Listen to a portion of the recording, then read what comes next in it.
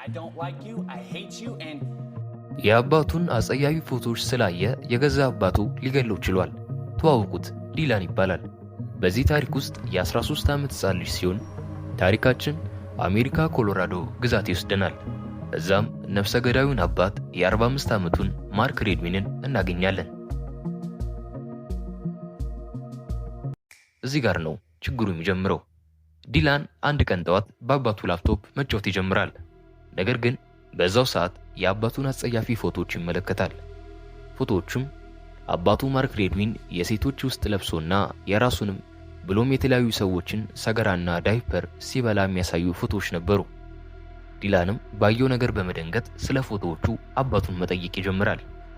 ሚስጥሩ የተጋለጠበት አባትም ልጁን በስለትና በከባድ ዕቃዎች በመምታት ከገደለው በኋላ አስክሬኑን ከመቅበር ይልቅ ለዱር አራዊት ለመስጠት ወደ ጫካም ይጥለዋል። በዚህም መንገድ ልጄ ባውሬ ተበላብኝ ከማለት በዘለለም ለመረጃና ለምርመራ የሚሆን አስክሬን እንዳይገኝ በማሰብም ነበር። በዚህ መልኩ መረጃዎችን ካጠፋ በኋላ ራሱን ከተጠርጣሪነት ለማውጣት በማሰብ ጠዋት ላይ ከስራ ስመለስ ልጄን አጣሁት ሲል ለፖሊስ ይጠቁማል። ፖሊስም ልጁን ዲላን ለማግኘት ቢሞክርም የልጅ ዲላን ዱካ ሳይገኝ ይቀራል። በዚህ ውዝግብ ድፍን 1 ዓመት ይቆጠራል። በእነዚህ ዓመታት አስገራሚ የሚያደርገው ድፍን የኮሎራዶ ሕዝብ በጫካ አፋልጉኝ ሰዓት በወጡ ጊዜ አባት ማርክ አንዴም አለመሳተፉ ነበር። ተነስቶ አብሮ ልጁን እንዲፈልግ ቢነግሩትም ከእንቅልፍ እንዳይቀሰቅሱት ይናገርም ነበር። ይብሱንም ራሱን ይበልጥ ከተጠርጣሪነት ለማዳን በሰዓቱ ታዋቂ ከነበሩት የቴሌቪዥን ፕሮግራም ላይ ልጁን ማግኘት እንደሚፈልግ ብሎም ለልጁ ያለውን ፍቅር እየገለጸ የተለያዩ የውሸት ድራማዎችም ይሰራም ነበር። I want you to do something to find Dylan. I don't like you, I hate you. በእነዚህ ዓመታትና ሁኔታዎች ግን እናት ኤሊን ለልጇ ወጥቶ መቅረት በአባቱ ማርክ ላይ ያላትን ጥርጣሬ ከመናገር አልተቆጠበችም። ወንጀሉ ከተፈጸመ ከ3 ዓመታት በኋላ በአጋጣሚ የተራራ ተጓዦች የራስ ቅል ያገኛሉ።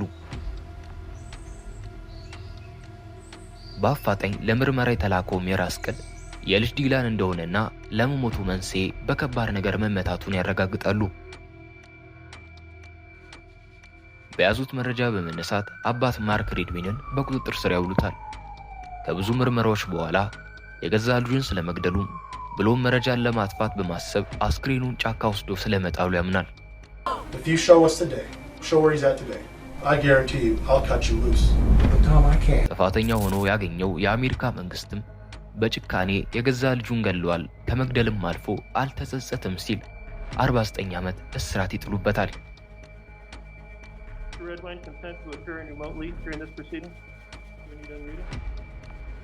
ውድ የቻናላችን ተመልካቾች ስለተላለፈበት ቅጣት ምን ታስባላችሁ?